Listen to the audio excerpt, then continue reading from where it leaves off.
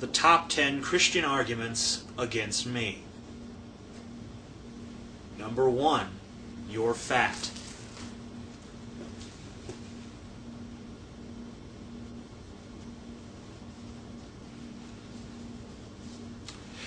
Yep, I sure am. Good observation, Christians. You can't put nothing by you Christians, man. Nothing fucking slips by you. You just, no one else has ever noticed that in my life. I didn't realize that until I started coming on YouTube and posting videos. I just assumed I was skinny. But then, looking at you guys pointed out that I was fat, and then I looked and I saw I actually am. It's weird. I never noticed. I never noticed that I had man tits. I never noticed I had a huge gut jiggling around everywhere. I just totally fucking slipped by me. You know how you fucking put things off. You kind of have tunnel vision. You don't want to notice things. But you're right. I am fat. That's very good proof of God, by the way. That's a really good argument against atheism. I'm fat. I got to give you guys that one. That's one point you guys have. My fatness equals God. That's good. Good work, Christians. Number 2, you're as bad as the fundamentalists. I am. Holy shit. I'm as bad as the fundamentalists. I'm as bad as the fundamentalists that pass legislation against giving government funding to stem cell research and stuff like that. I'm as bad as them. That's really weird. But the thing is that when you base your decisions on rationality, then they can be changed. They're malleable. You can learn new things as you debate your ideas with people, and that's a positive thing. With Christianity, there is no debate. There is no malleability whatsoever. There's a book, and the book is true, and that's all you guys care about. And of course, there are differing interpretations of the book, but all those interpretations are, well, basically bullshit, because the book is still only what it is, and you can't change what it says, no matter how hard you try with your little chicanery and jumping through a bunch of hoops to change it. It doesn't matter. It is what it is, and if you don't believe every word in it, you're going to burn in hell forever, because that's what it says. Number 3, you curse too much. Fuck you. Number 4, Stalin was an atheist. Okay, yeah, Stalin was an atheist. Ivan the Terrible was a Christian. Fine, whatever. Thing is that Stalin wasn't an atheist for the reason that most atheists today are atheists. Most atheists today are atheists because they're tired of people being irrational, and because they are tired of people wasting their lives dedicated to some bullshit that has no basis in the reality that we all know and believe in, that we all see around us every day. Stalin and other dictators throughout history were atheists and encouraged and in fact forced atheism upon the population because they didn't like the way the religion could compete with nationalism. They weren't trying to free people. They were trying to make sure that they only had one master, because you know that religion has a stronger hold over people than government 99.9% of the time.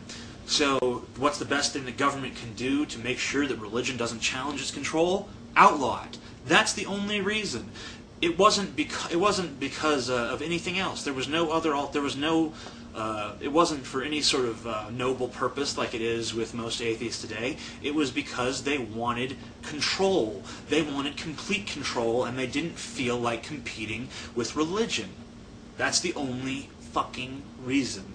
So stop bringing that up. It's idiotic. I can list 10 times as many Christian dictators than you can atheist dictators, so shut your fucking mouth. Please stop bringing that up. I know you're not going to, because you're so fucking dense and stupid that you can't manage to fucking argue on a rational basis. You have to bring up shit like that as if it were evidence for anything when it's not. But I'm just asking you, maybe if I can just get one of you to stop making that dumbass argument, then maybe I've done my work here today. Number 5, you don't know what you're talking about. I'm not the one who believes in talking fucking snakes. Number 6, just because the Bible is wrong doesn't mean there is no God. Okay, let's presume there is a God. Without a Bible or some other holy book, you have no way of knowing his intentions. You have no way of knowing anything about him.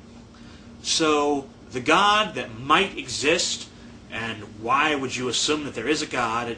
I would imagine you would assume there isn't until you can prove conclusively one way or the other. But let's just presume that you're right and there is a God. We don't know anything about his nature. We don't know anything about what he wants from us, if anything.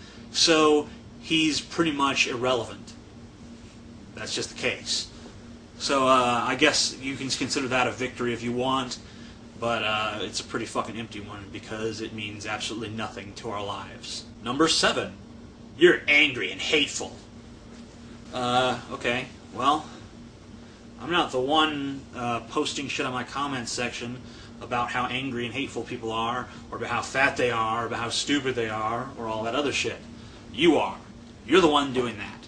So, who's angry and hateful? Number 8. I could/will kick your ass. This is there was this asshole named DN64 who was talking about how he was going to kick my ass and such. And I invite him. I told him, you know, I'm willing to fight you if you want to fight. I don't believe in violence, but if that's the only language you speak, I guarantee you that I'm fluent. And guess what? He sent me a bunch of bullshit about how he's a bodybuilder and how tough he is. He sent me everything, basically, but an address that I could come to and fight him. So we all see how serious these people are about this whole fighting thing. Of course, I'm not going to fight him no matter what. If he comes up to me in the street and starts a fight with me, fine, I'll beat his ass. I'm 6'6", I weigh 320 pounds. I've worked as a mover. I'm pretty fucking strong. I'm fast for my fucking size. I'll kick your fucking ass, basically, asshole. I don't give a shit if you fucking work out every day of your life. You're not going to change the laws of physics. Unless you're like 7 feet tall, in which case I'll find a peaceful solution. Number 9. You're gonna burn in hell if you don't change your ways. Let me. Number 10. You're stupid. Well, if I am, then I am. I don't think I am, but then most people who are stupid don't think they're stupid. I mean, I'm sure George Bush doesn't think he's stupid. He still is. And if I'm stupid, then I'm fucking stupid. What are you gonna do about it? I've got 340 subscribers. I'm getting more and more every day. I'm probably gonna be at 500 before you fucking know it. So, this is really kind of a meaningless fucking thing. I mean, if you find me stupid, then don't watch my videos. I don't understand what the fucking point of telling a stupid person that they're stupid is. I mean, if I'm stupid, I'm too stupid to know that I'm stupid, so what's the fucking point? You're just wasting your time. You'd be a lot better off just leaving me the fuck alone. In fact, that goes for all of these things. None of these are valid complaints against anything I'm saying. They're just insults. Insults? They're just insults. It doesn't matter, okay? All you're doing is picking on me because you can't come up with a valid argument. If you come up with something, you can come up with one little fucking shred of evidence to support your claims that there's a God, then fucking show it to me. But until that day, leave me the fuck alone because you're wasting your time and mine. Thank you very much for watching this video, and peace out.